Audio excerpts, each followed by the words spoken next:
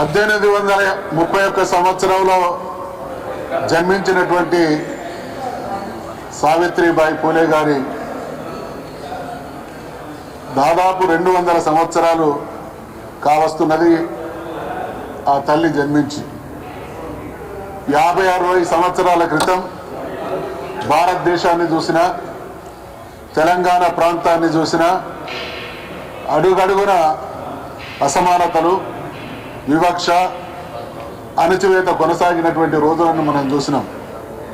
మరి 50-60 సంవత్సరాల క్రితమే అటువంటి దుస్థితిలో మా తరం వాళ్ళం ఉంటే 200 సంవత్సరాల క్రితం భారతదేశంలో ఉన్నటువంటి సమాజం ఎటువంటి స్థితిగతుల్లో ఉన్నది అనేటువంటి విషయాన్ని ఊహించడం కూడా కష్టంగా ఉంటుంది. ఒకవైపు సామ్రాజ్యవాదులు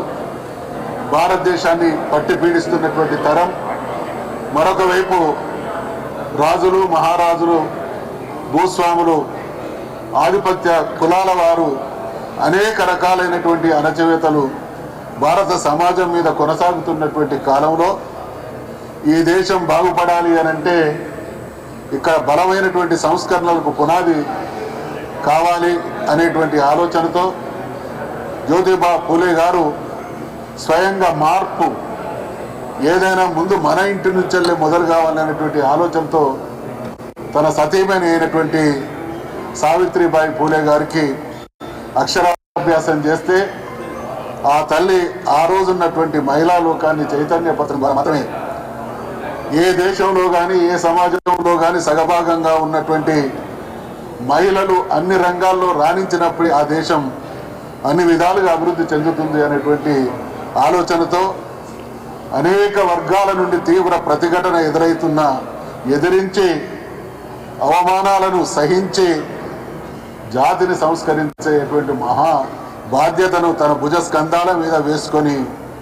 అనేక ప్రాంతాల్లో మహిళల కోసం, బాలికల కోసం విద్యాలయాలు ప్రారంభించి ఈ దేశంలో మహిళా సంస్కరణలకు పునాది వేసినటువంటి మహనీయురాలుగా సావిత్రిబాయి పూలే మిగిలిపోతుంది. ఆ మహనీయుల్ని మనం స్మరించుకోవడం కాదు, ఆరాధించడం, వాళ్ళు చూపించినటువంటి మార్గంలో ఎంతో కొంత మనం ఆచరించడమే అటువంటి వారిని స్మరించుకునేటువంటి ఘనమైనటువంటి నివాళి అవుతుంది అనేటువంటి విషయాన్ని ఈ సందర్భంగా నేను గుర్తు చేస్తా ఉన్నా. ఆ ఆలోచన తెలంగాణ రాష్ట్రాన్ని సాధించే నాటికి తెలంగాణలో ఉన్నటువంటి దుస్థితిని తన కల్లారా 14 సంవత్సరాల ఉద్యమ కాలంలో అనుక్షణం చూసి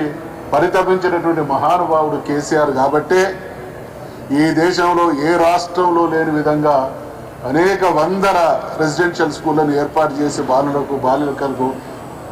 ఉన్నతమైనటువంటి శ్రేష్టమైనటువంటి విద్యను అందించి ఆ సంస్కరణను అమలు చేసినటువంటి మరో సంస్కరణవాది కేసీఆర్ అనేటువంటి విషయాన్ని సందర్భంగా గుర్తు చేస్తా ఉన్నాను. ఈ సందర్భంగా భారత ప్రభుత్వానికి నేను విజ్ఞప్తి చేస్తా ఉన్నాను, చరిత్ర సృష్టించి సంస్కరణలతో ఈ దేశ భవితవ్యానికి బంగారు బాటలు వేసినటువంటి ఆ జంటగా మొదటి భారతరత్న పొందినటువంటి జంటగా ఆ కుటుంబం వారికి ఆ గౌరవం దక్కాలని, అందుకని ఈ వేదిక నుండి మేము డిమాండ్ చేస్తూ ఉన్నాం, విజ్ఞప్తి చేస్తూ ఉన్నాం కేంద్ర ప్రభుత్వానికి, సావిత్రిబాయి పూలే, జ్యోతిబా పూలే జంటకు భారతరత్న పురస్కారాన్ని ప్రదానం చేసి వారిని మనం తరతరాలుగా భారత జాతి ఉన్నంత వరకు కూడా వాళ్ళని స్మరించుకునే విధమైనటువంటి గౌరవం వారికి దక్కాలనేటువంటి విషయాన్ని డిమాండ్ చేస్తూ, విజ్ఞప్తి చేస్తూ, మనమందరం కూడా మహనీయులను స్మరించడం అంటే దండం పెట్టి దండలేసి అంతటితో కార్యక్రమాన్ని ముగించడం కాదు. 100 సంవత్సరాల క్రితమే ప్రతికూలతలు ఉన్నటువంటి రోజుల్లోనే అంత త్యాగానికి తెగించి ముందుకొచ్చి మన జీవితాల్లో వెలుగు నింపేటువంటి ప్రయత్నం వారు చేసింది కాబట్టి వారిని ఆదర్శంగా తీసుకోవడం అంటే వారి సంస్కరణను మనం కూడా